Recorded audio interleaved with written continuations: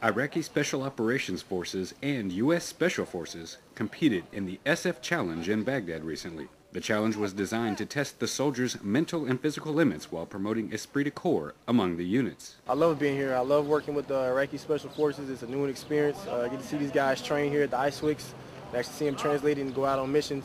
Five-man teams competed in the challenge, which consisted of a physical fitness test, combat life-saving test, vehicle push, marksmanship, and a litter carry. The U.S. and Iraqi Special Forces units have worked together since 2003 and continue to make great strides in providing the security for Iraq. Competitive challenges like this one help solidify the relationship between the two. It shows that we're here with them to help them out. We believe in what they're doing. We just want to help them out and go for what they're doing in their own brigade and what they do out in the war zone. So we're here to support them. Under the intense heat, every soldier gave their all in the spirit of competition. For CJSOTF AP Public Affairs, I'm Army Major Robert Bachholz.